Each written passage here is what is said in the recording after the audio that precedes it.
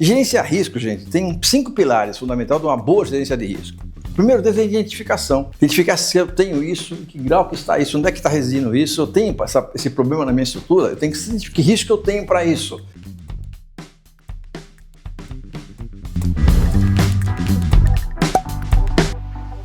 E aqui são algumas das características, digamos assim, de comportamento e sintomatologias que são apresentadas, via de regra. E se vocês fizerem, enquanto eu estou falando, um pequeno exercício, vocês vão lembrar que vocês provavelmente tenham pessoas que, na empresa de vocês, onde estão, sempre foram ótimos funcionários, excelentes parceiros de trabalho, mas que vem reclamando de frequentes dores de cabeça, dores musculares, irritabilidade, intolerância. Pô, esse cara era tão legal, a gente brincava com ele, tinha baita no humor. Ultimamente ele está irritado, intolerante, ansiedade, aquele indivíduo que está sempre, né, pilhado, reclamando de má digestão, de gases, de dores abdominais, de gastrite. Pessoas que comentam com vocês, pô, não estou dormindo legal, estou com insônia, então o cara está lá trabalhando, mas você nota as olheiras, você nota aquela lentidão no desenvolver das suas atividades. Aí você pergunta ele, eu dormi mal, ou às vezes nem comenta nada também, né? Bom, as alterações dermatológicas, né, o que é isso? São algumas doenças de pele, né, que são efetivamente características de baixa resistência por conta de algum tipo de estresse emocional. Psoríase, dermatite, queda de cabelo, alopécia, todas essas são doenças dermatológicas e que são grandes indicadores de algum tipo de desequilíbrio.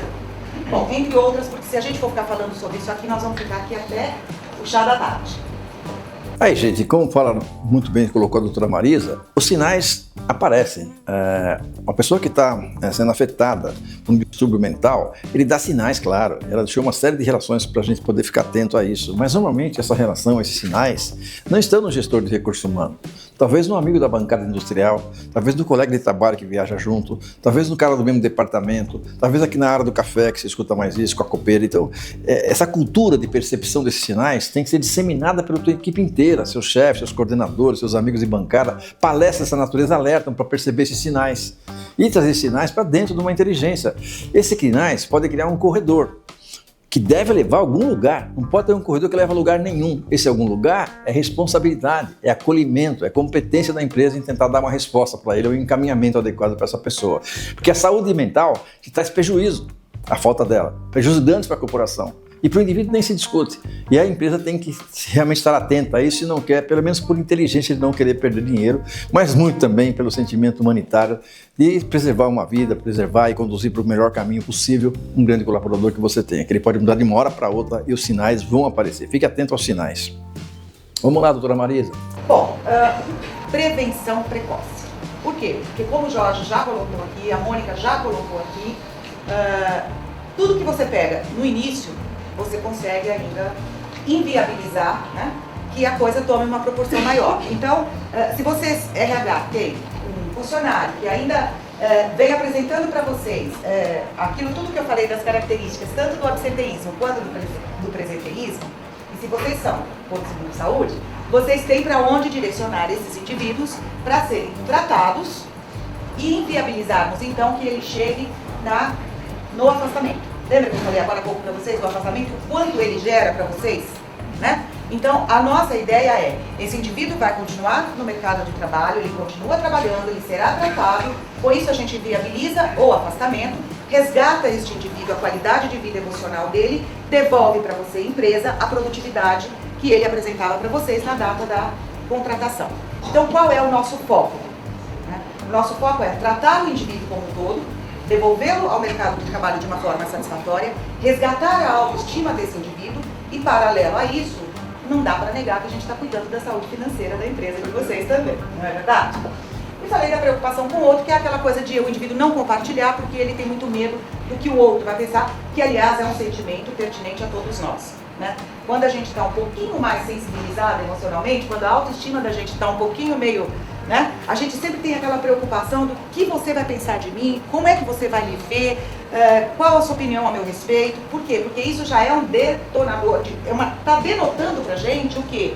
Pera lá, por que eu estou tão preocupada com a sua opinião em relação a mim? Óbvio que eu quero, porque faz parte do ser humano. Quem de nós aqui não gosta de ser reconhecido, elogiado.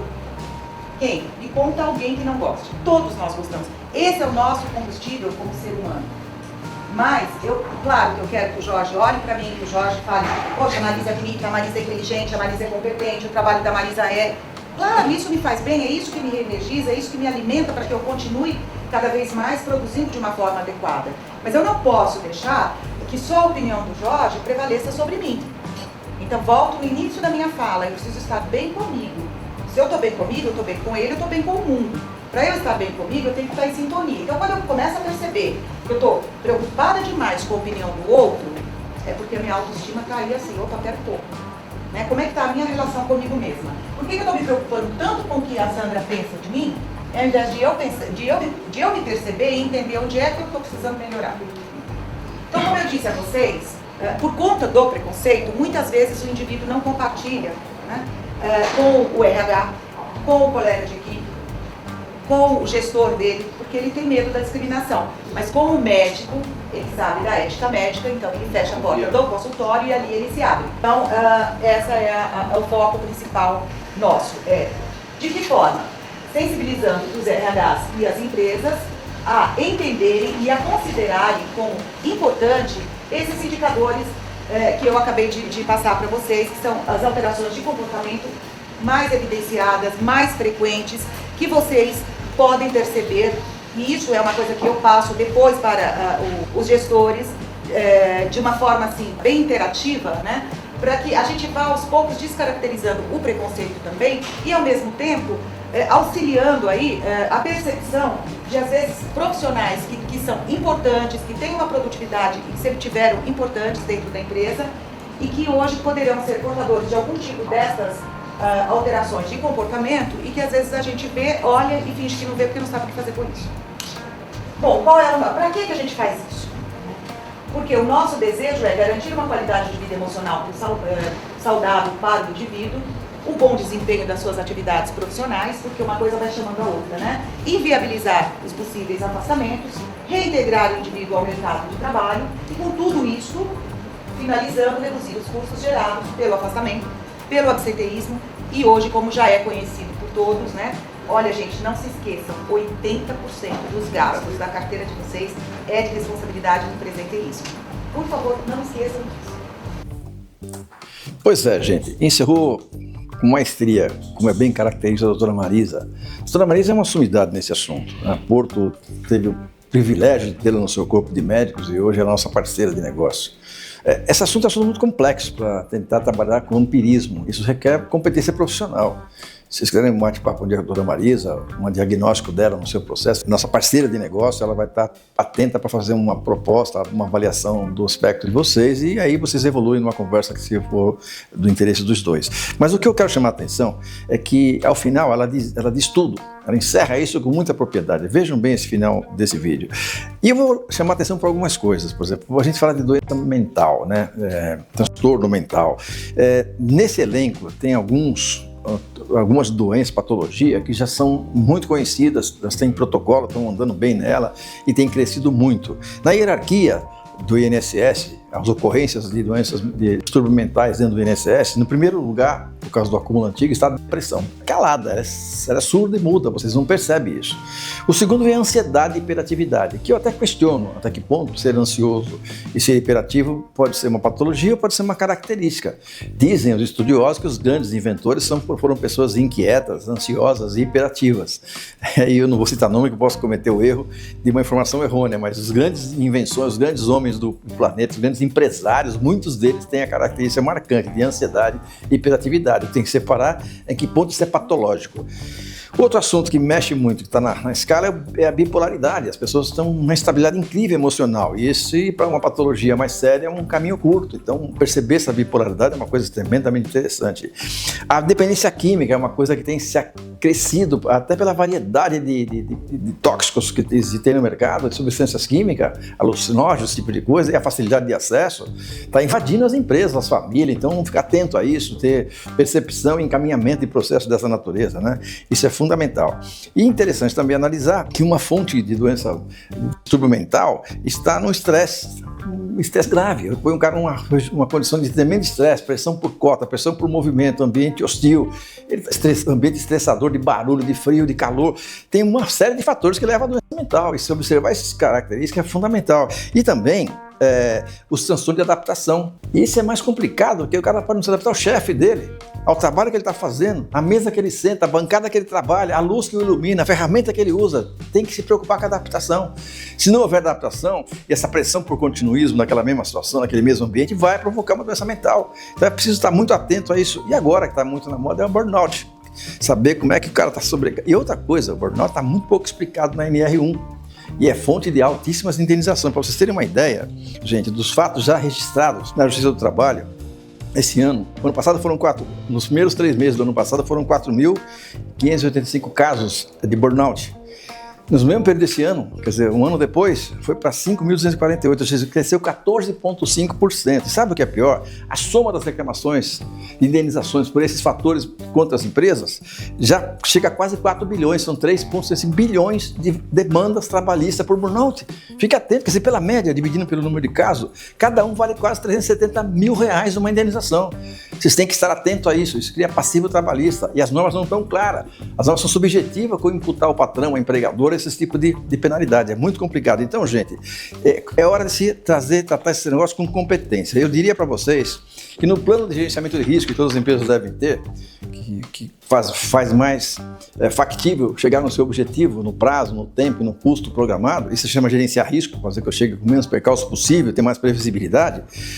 Essa ciência tem que ser ampliada para o relacionamento das pessoas, com foco essencialmente na saúde mental. E gerenciar risco, gente, tem 5 pilares fundamentais de uma boa gerência de risco. O primeiro deles é a identificação. Identificar se eu tenho isso, em que grau que está isso, onde é que está residindo isso, eu tenho esse problema na minha estrutura, eu tenho que saber que risco eu tenho para isso. É o número 1. O número 2 é analisar esse risco. Qual é a fonte? O que está gerando isso? É o ambiente, é o comportamento, é as pessoas. O que está gerando isso? Terceiro ponto, avaliar. Espera aí. Que potencial de dano está me causando no plano de saúde, na falta, na produtividade? Eu tenho que saber quantificar isso, quanto é que eu estou perdendo com isso.